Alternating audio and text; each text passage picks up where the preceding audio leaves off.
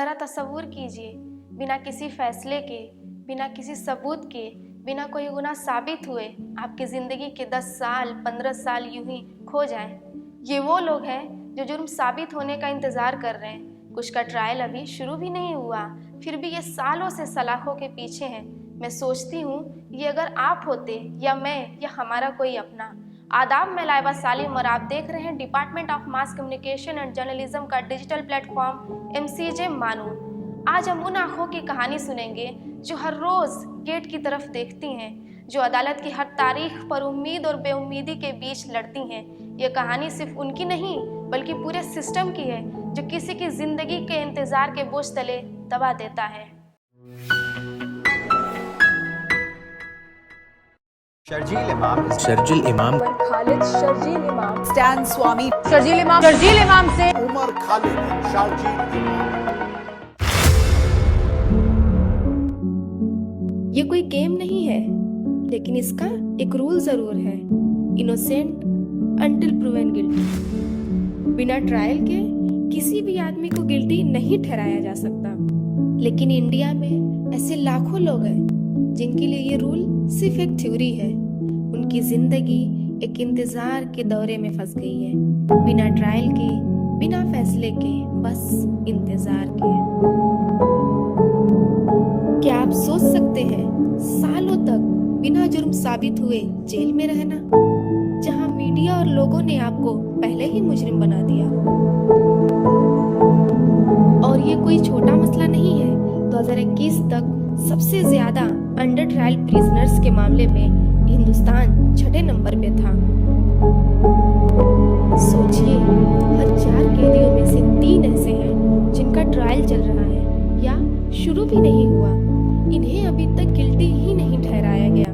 तो फिर ये मुजरिम कैसे हैं और ये अब तक जेल में क्यों हैं?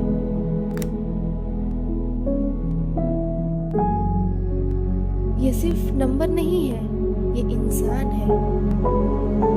इन नंबर्स के पीछे चेहरे हैं। कुछ नाम आपने सुने होंगे, शर्जील इमाम, उमर खालिद, अब्दुल नसर मदनी, जो 2010 से 2018 तक 8 साल बिना ट्रायल के जेल में रहे। फादर स्टैन स्वामी, 83 साल की उम्र। उनसे पूछा गया, आपको क्या तकलीफ है? उनका जवाब आया, मुझे स्ट्रॉ नहीं दिया जाता क्योंकि मेरे हाथ कांपते हैं। एक बुजुर्ग जिनके लिए एक स्ट्रॉ तक आसान नहीं था, पार्किंसंस डिजीज की वजह से उनके हाथ कांपते थे। उन्हें पानी पीने के लिए एक स्ट्रॉ चाहिए था।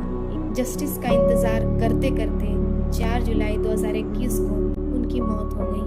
Messages poured in across social media on the 5th of July after 84-year-old Stan Swamy died in jail while fighting for his right to interim bail.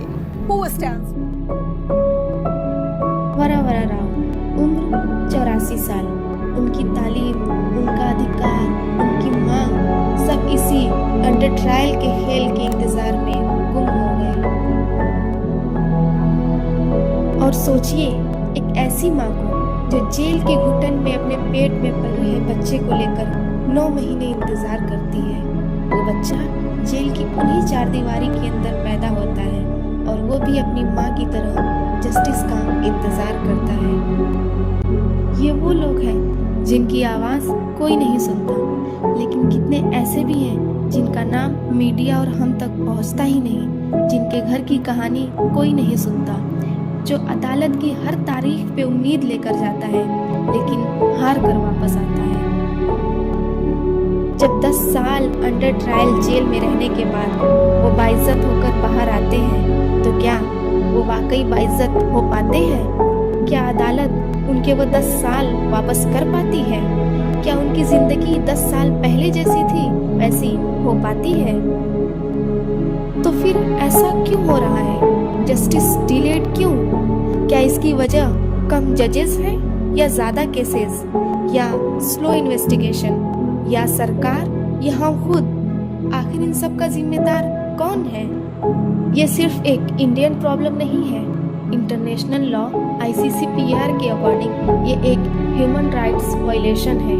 Arbitrary detention यानी बेमकसद कैद। न जाने कितने लोग अपनी करियर, अपनी फैमिली इसी इंतजार में खोते रहेंगे। कब खत्म होगा ये इंतजार? सोचिए, आपका हक है। आपने जो सुना उसमें एक लफ्ज बार बार सामने आया है, इंतजार। फैसले का इंतजार करते करते ये अब थक चुके हैं।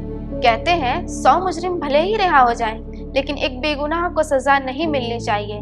हिंदुस्तान में कई लोग गिल्टी साबित हुए बिना ही सजा काट रहे हैं, सिर्फ इसलिए क्योंकि उनका ट्रायल सही वक्त पर शुरू ही नहीं हुआ। सवाल ये है कि इन जिंदगियों की कीमत क्या है? उनके बीते हुए वक्त का, उनके वो बाइज्जत अपने घर आने के अरमान को कब पूरा किया जाएगा? शायद हम इस सिस्टम को एक दिन में नहीं बदल सकते, लेकिन बात करना, समझना, सवाल पूछना, वही हमारा पहला कदम है।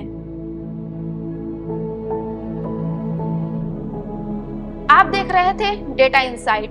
मैं लाइबा सालिम आपसे विदा लेती हूँ। अगली बार फिर हाजिर होंगे एक नए सच, एक नए फैक्ट और नई कहानी के साथ। तब तक के लिए खुदा हाफिज।